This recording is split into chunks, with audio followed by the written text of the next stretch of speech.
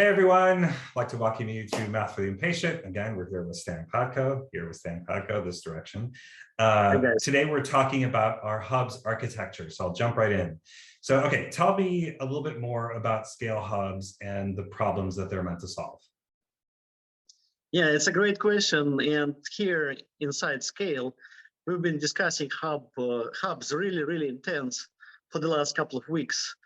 And I think the first hub is gonna see the world really soon. Some of our partners are working on actually releasing the first hub.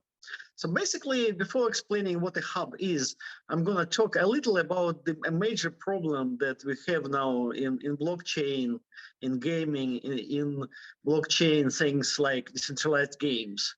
Turns out that the number of users is not really growing. If you look at how many users the things like decentralized games or decentralized finance had 6 months ago, 9 months ago, it turns out that we have less users now. The entire Ethereum ecosystem has less users now than it had, say, last summer. And the question is why. Usually when you have a technology, which is a breakthrough technology, a disruptive technology, it's usually growing exponentially, but it's not really happening for decentralized games. It's kind of stuck through like entire Ethereum ecosystem.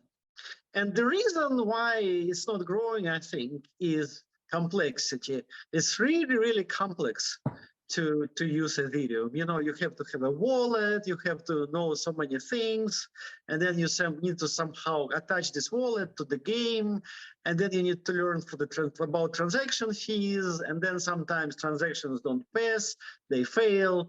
The entire thing is very complex, and although it's super interesting, and there are many people around the world that want to play, in particular decentralized games, we don't see growth. And so the major thing for us at SKALE is to break this, to actually have exponentially growing ecosystem of decentralized games and in general decentralized applications. So the question becomes, how are we doing it? The first thing that we have at SKALE is that we have 0 transaction fees. That's super important, not only because transaction fees cost money, but also because they make everything very complex. Imagine you have internet where each time you click, you have to pay a tiny fee or large fee.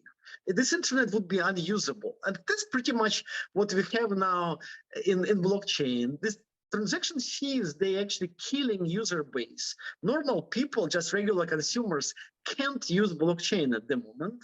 In addition to that, there are so many other things. There are chain IDs, chains, there are wallets.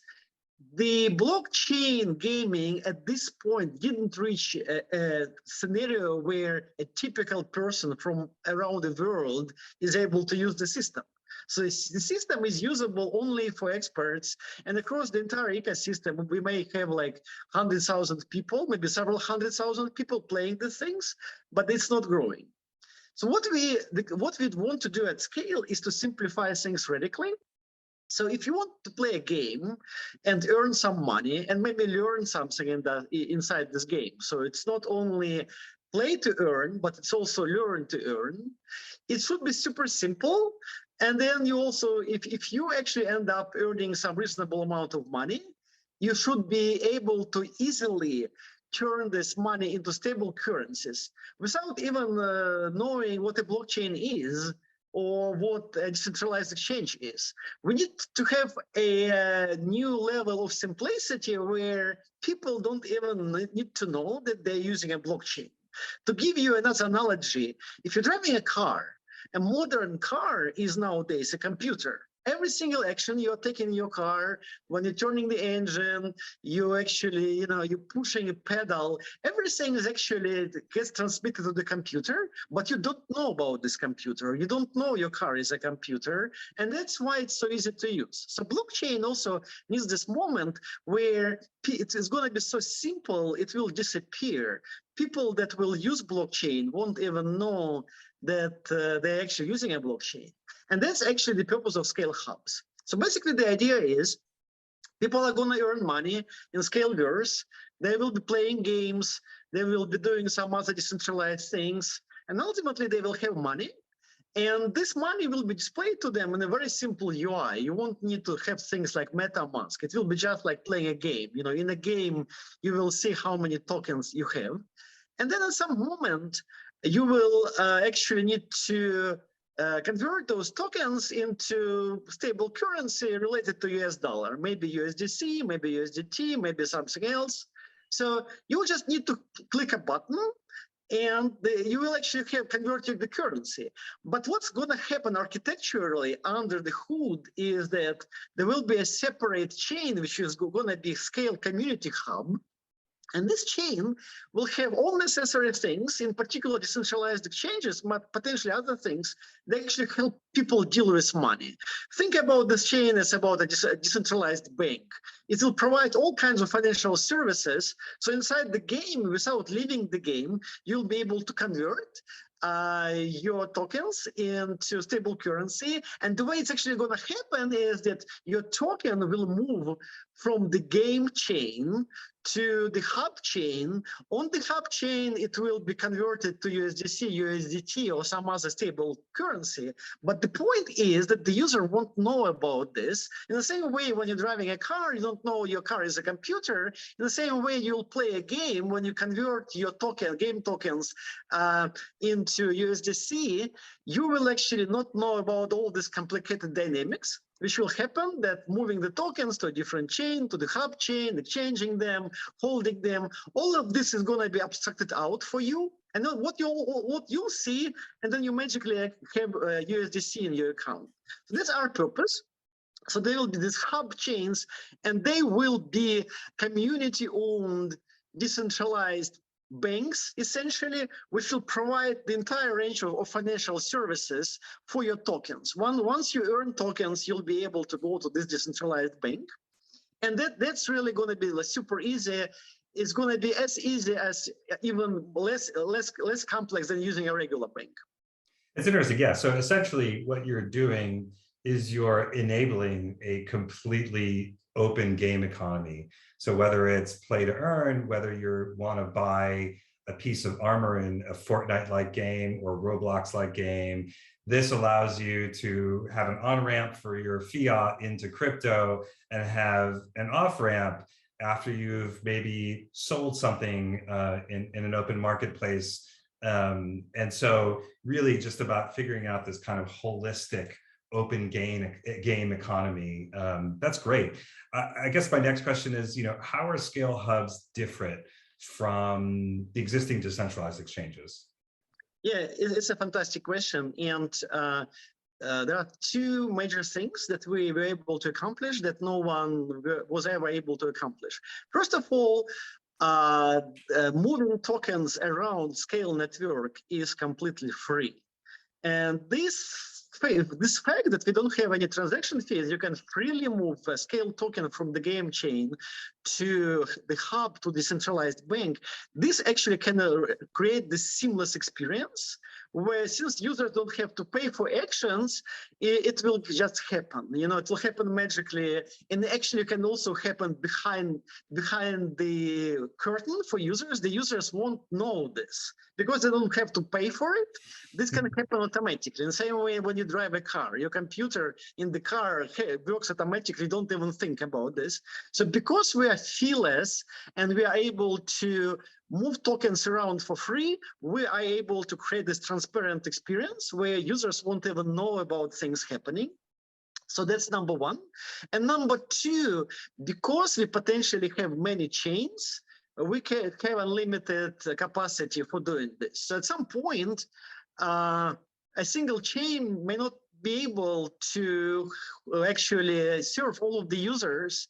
But then again, behind the curtain, under the hood, we'll create another chain and move some of the users to this other chain. But users won't know. So the fact that we're able to have pretty much unlimited computational capacity allows us to manage things automatically, and the users won't actually have to learn about the notion of blockchain, fees, transactions. They won't have to actually think about all of this.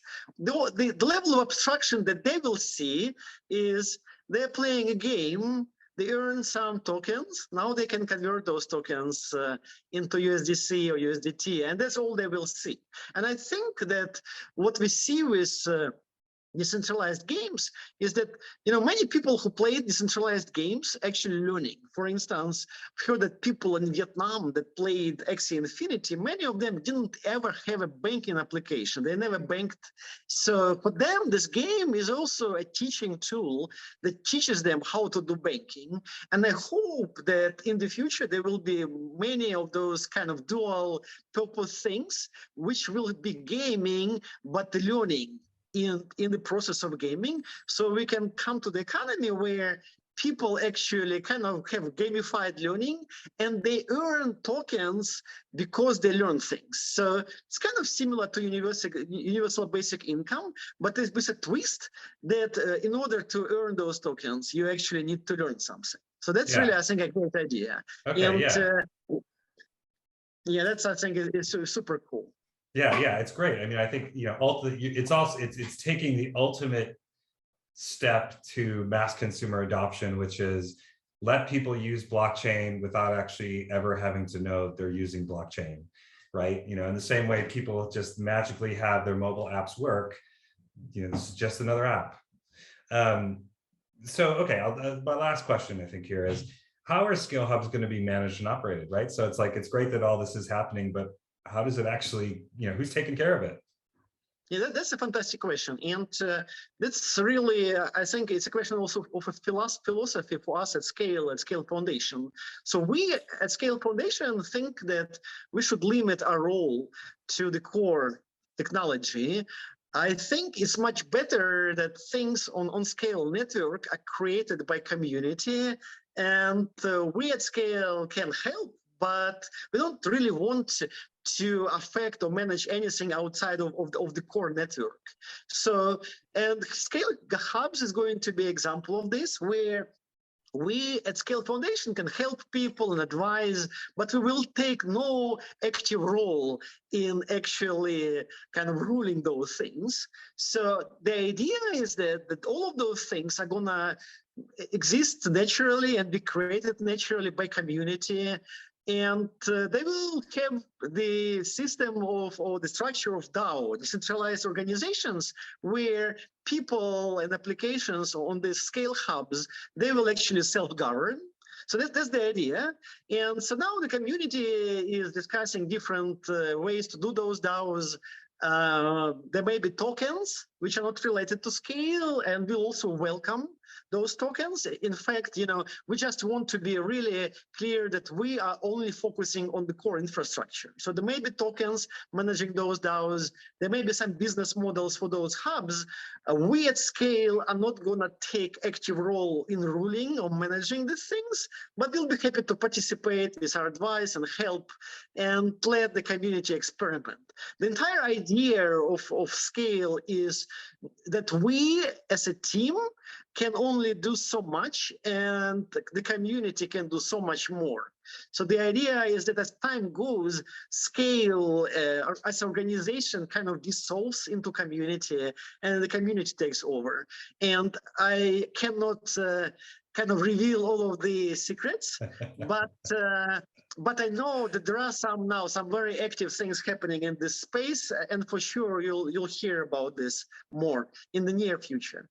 Yeah, so yeah, active decentralization has been a kind of a core fundamental principle. It's the reason we've got 46 validator orgs running 150 plus nodes, unlike a lot of other projects. You know, we don't just say that we want it, we actually implement it that way. So yeah, this is yet another way that we're really trying to focus on creating a community and a truly sort of decentralized Web3 experience. Anyway, that's Math for the Impatient.